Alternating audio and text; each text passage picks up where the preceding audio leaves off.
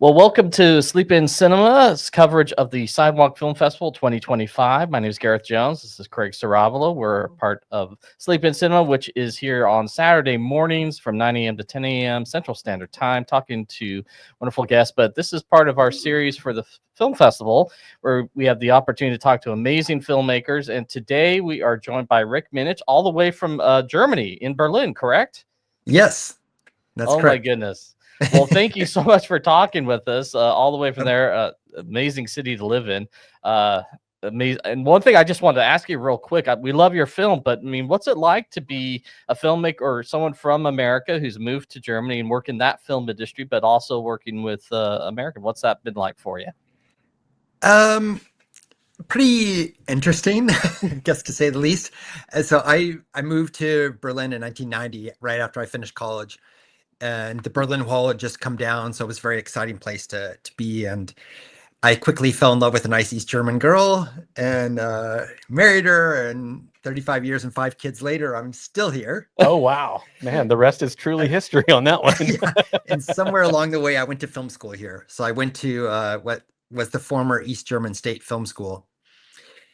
And In Babelsberg, is that correct? in Babelsberg, yeah. Ah, yes. I've Now been to it's called that the Film studio. It's University amazing. Babelsberg. I Yeah, can't so even the film imagine school going to is school there. it's right on the studio lot. So I went to school there, and most of my films I've shot in the US, like The President's Tailor was shot about half in the US and half in Europe. And I have always worked with European film crews. So usually what happens is the money comes from mostly Germany or Europe, sometimes Canada, never from the US, except for occasional private money, like crowdfunding campaigns and stuff. But usually it's German public television money, kind of like the German PBS, and German film funds, which are like grants and loans, combination of funding. And then I'll fly over to the US. My first few films, first few feature length documentaries, I shot over a 3 to 4 week period and at one time. Mm. But my last few films, I've taken multiple trips and shot over several years. It's just been kind of a dragged out process, partly because the way the stories were unfolding and partly because we kept shooting when we got more money. Well, I think that's a good segue. I mean, this film, President's Tale, absolutely amazing film, incredible story about this individual, this who is literally a president's tailor, has been for since Eisenhower, every president pretty much, and but definitely it looked like it. You get to know this family and to get to know this individual. I mean, this took several years to make. Could you maybe talk about that process? I mean, how long it took you to make this film? Yeah. So Martin Greenfield is the main character of The President's Tailor. He comes from a village named Pavlovo, which was in Czechoslovakia up till World War II. And then after, when the borders were redrawn at the end of the war, it became part of Ukraine. So Western Ukraine. So we started out in 2017 with a 2-day sort of exploratory research trip to New York City and filmed the first long interview with Martin, which forms the backbone of the film. And then we shot with at the factory at Greenfield Clothiers in Brooklyn, where they showed how they make suits. And we filmed at Martin's home, where I met his wife, Arlene, and filmed with his 2 sons, Jay and Todd, who run the business. So that was all the first trip. And it all evolved because I had a German colleague, Hugo, who died unfortunately a few years ago, but we started the project together. He had found out about this story through some other research he was doing. And we got a little bit of seed money from German public television, from MDR, to make like a 7 to 8 minute little piece for them. And that was enough money for us to take that first trip. And then in the end, we came back and showed them the footage, and they were quite impressed. And they said, "Oh, we want you to make a 30-minute documentary." They had a special TV slot for portraits of people from that region of Germany, the sort of central Germany, or who have some connection there. And in our case, the connection was that Martin was a prisoner at the Buchenwald concentration camp, which is in central Germany. So that was how we were able to kind of sell this 30-minute film to TV. And then we made that film. It was broadcast in 2018 on throughout Germany. And I had a feeling. So in the meantime, my colleague Hugo had died, and I was working together with a producer named Mike in Leipzig, a couple hours from Berlin. And we were like, there's more to the story. We got to keep pursuing it. So Mike and I both, Mike raised some more money in Germany. I did a crowdfunding campaign in the United States and raised some more money. And then we kept filming. But unfortunately, Martin was getting quite old by that time. We filmed at his 90th birthday party, which is a big scene in the film where we had beautiful like scene. Yeah. Michael Bloomberg, the former mayor of New York City, and Colin Powell, the former Secretary of State of the United States. They give these beautiful speeches about in Martin's honor. So we filmed that. But whenever we tried to do like another proper interview with him to fill in some more gaps in the story, his hearing was just so bad that it was impossible to engage with him. And we realized, okay, we're not going to be able to make a feature out of this. We really wanted to make like a feature-length film. So we scaled back. We filmed a little bit more with the family. We filmed a scene where for the TV series Gotham, like a costume fitting scene. Oh yeah, it's a great bit, yeah. And then we kept just trying to figure out how to end the film, and then the pandemic struck. Yeah. So, and the factory got closed down for the first time ever in its 100-year history.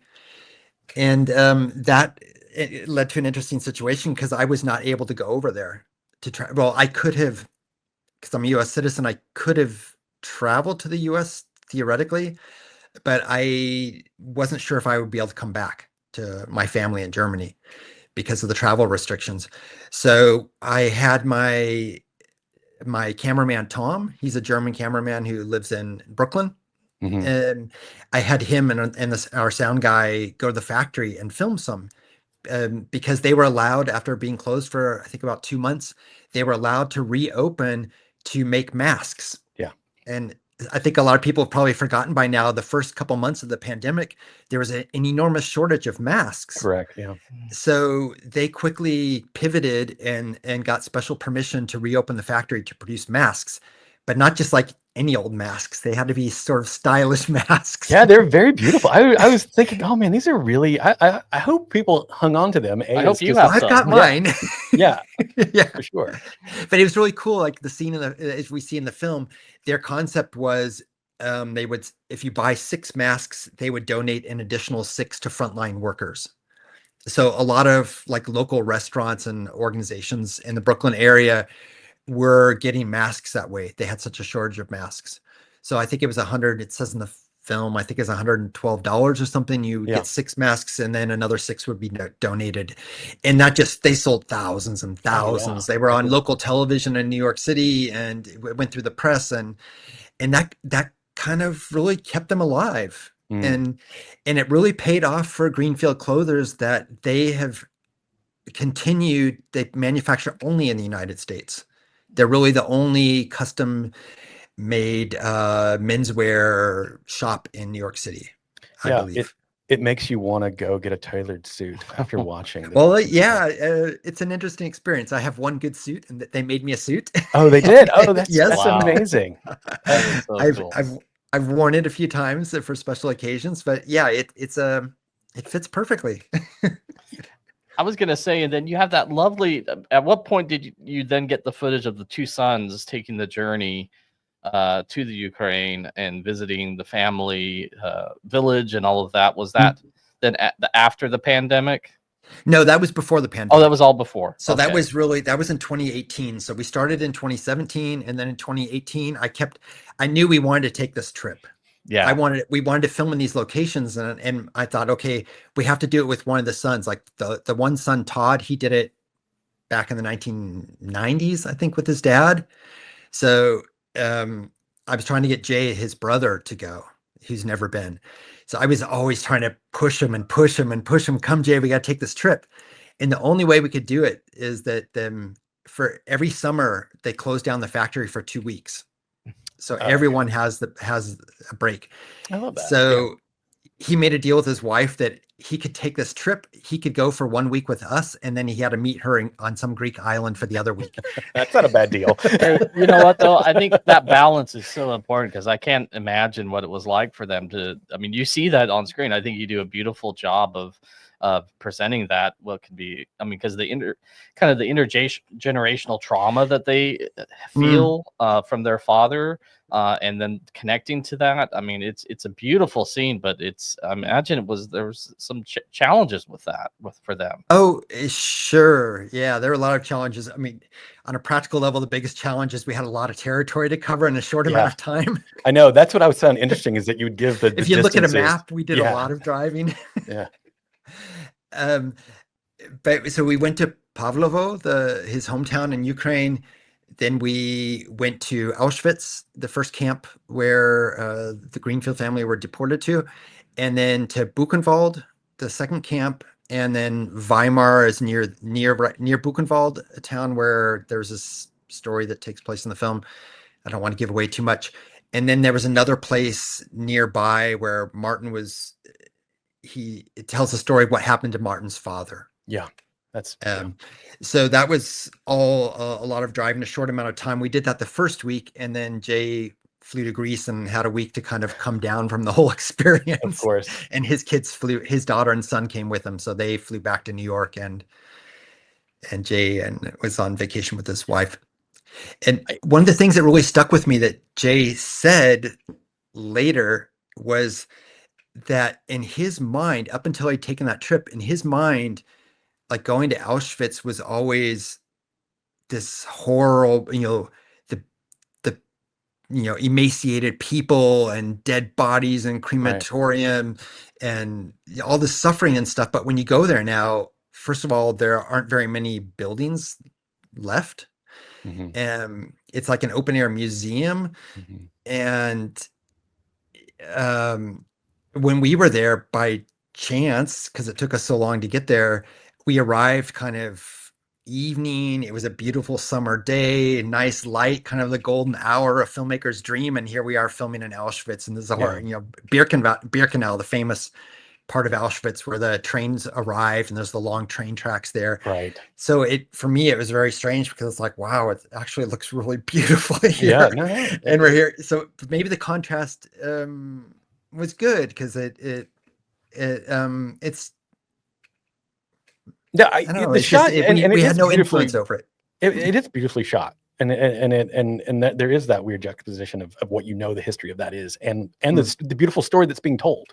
And what I really found touching about your documentary is usually in these kind of situations, there's one son or there's somebody that wants to pull away and not work in the family business. This seems to be a family that is so tight knit, that is so singularly focused on the enduring legacy of their father, that it was almost it's so, and the ending is so emotionally at the Seder, not to give too much away, but I mean it is a beautiful telling of the story. And I wonder, my favorite part, his wife is so endearing. My favorite part was when you're talking about the pandemic, when he's on the film crew's here now. She says hello. So I think you captured. It's not, of course, it is about his journey being the president's tailor, but it's so much more. And those are my favorite kind of documentaries that tell a story that's not the subject at hand, but what's happening surrounding the story itself. So, did you find that in the edit, or was that something that you thought you would be able to approach? Was there a lot of discovery as you went through the filming process over the years? Yes. I did some research in advance there and discovered that there are a lot of like little short videos and like 1.5 to maybe 7 or 8 minutes about Martin on the internet. You can find lots of stuff. And it's always the Auschwitz survivor who makes suits for American presidents. It's always reduced to that. Right. Sometimes you'd see the sons, you'd see some shots of the suits being made at the factory, which looks like a museum because it's got a lot of really old machines in it and stuff. But I never saw anything about his wife, Arlene. Yeah. So one of the first things I asked on our first shooting day, the first trip, was, we'd love to meet Martin. We'd love to meet your mom. I said it to Jay, the one son. And he said, okay, well, I'll ask her. And so he made a call and it's like, okay, mom says you guys can come over tomorrow afternoon. So we filmed like on a Friday and a Saturday morning. They take appointments in the morning, and then they'd go home for lunch, and we kind of went home with them, and then got to film Saturday afternoon. And that's where you have the scene of the four of them together. So Martin and Arlene, and then the two sons, Jay and Todd, in the living room at Martin and Arlene's house. And I knew immediately upon meeting Arlene that, wow. Yeah. I've hit the jackpot. Yeah. She's amazing. Yeah. Because, I think in most cases, famous people there's always people in the background who are holding them up. Yeah. Who they can't be doing what they're doing if they don't have some people very close to them who really believe in them and just keep things running. And Arlene is that person. And when he was a younger Tailor, he was traveling a lot. They had these trunk shows, they were called, and they would travel around, and people could come get fitted at department stores and stuff. So he was on the road a lot, and she was raising her two sons. Yeah. But she also got to be a lot of part of the glamour of it. And you see, she shows this picture of their honeymoon in Acapulco, and they're on a sailboat, and I love their trip to meet the president. That was one of the very first things that we filmed when we got to their house was she just started telling stories. We weren't even properly set up with lights or anything. And she just said, I asked her, well, how did you meet? And she says, well, it was a blind date. And as soon as I heard his accent, I wasn't too excited about it. And I didn't want to spoil a Saturday night or something. So she made a date like in the middle of the week or something. Yeah. And I thought it was so endearing, because you have to kind of think back. Okay, there was a huge wave after World War II. There's a huge wave of immigrants, of basically refugees, right? Who came to the U.S. A lot of them were Jewish refugees, Holocaust survivors and stuff. And he was one of them. And Arlene was a good Jewish girl who grew up in Brooklyn, and there were enough nice local boys to choose from. And why should she go out with this guy with this funny accent? But as she says in the film, they met, and it's a beautiful love story. Yeah, I love it. It's a beautiful love story. Yeah, it's a beautiful I love love that story. you followed that thread, because otherwise, yeah. It's not exactly the same, but it reminded me a little bit of The Brutalists, kind of that little moment, of the relationship. But I'm sorry, you were go right ahead. No, I just wanted to say what I discovered early on is, like, our first shooting day. Essentially, this was 2017. The sons Jay and Todd were already running the factory, and Martin was kind of like the figurehead. He went to work every day, but he didn't do a whole lot.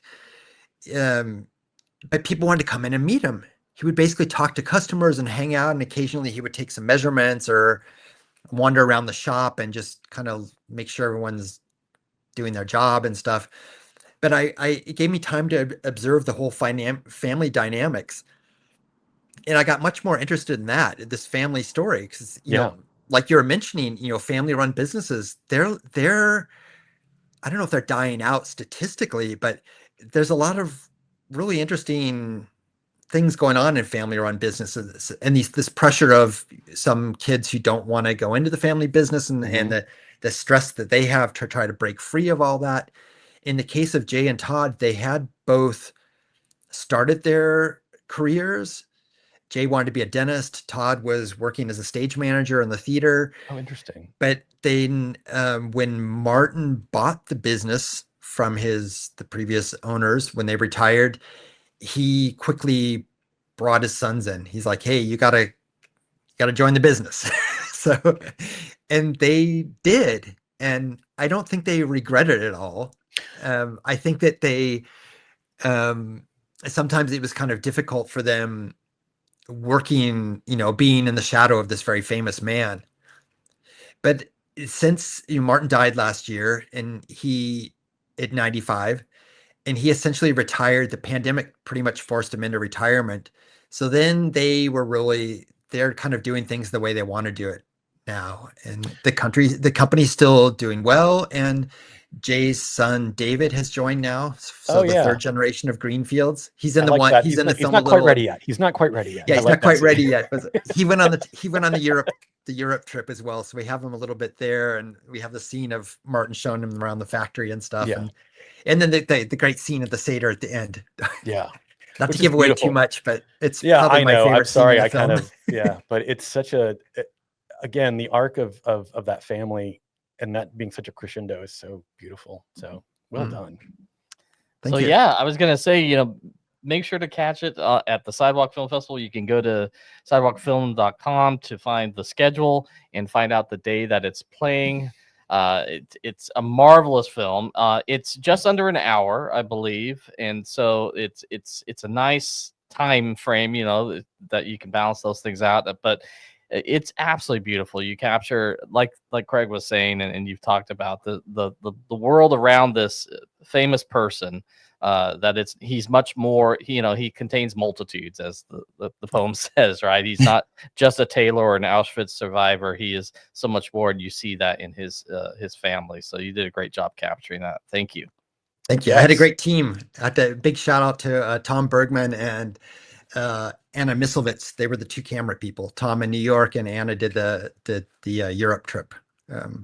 Yeah, I mean, it looks beautiful. It looks amazing. Yeah. So, Rick, thank you so much for taking time to talk to us. Well, thanks for having me. Yeah, of course. Pleasure. We're looking forward to it's always great to watch them and to experience them, but when you get to watch them with a crowd that's really excited about seeing these kinds of things, it's a whole other situation. So I can't wait to watch it again. Yeah, I wish I could be there, but I just can't fly over for that. We understand. We understand. It's a long trip. Of course.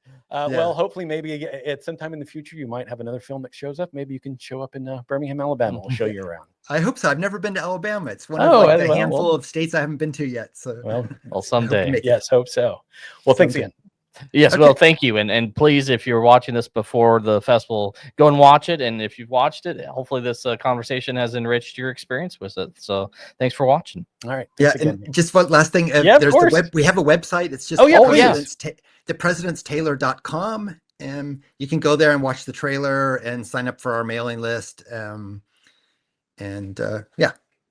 we always list all the screenings and stuff. So fantastic. Yeah. All right. Well, thanks again. And hopefully, like I said, we'll maybe see you in the future, but we want everyone to come see this film because it's a beautiful film. So thank you. Okay. Thanks.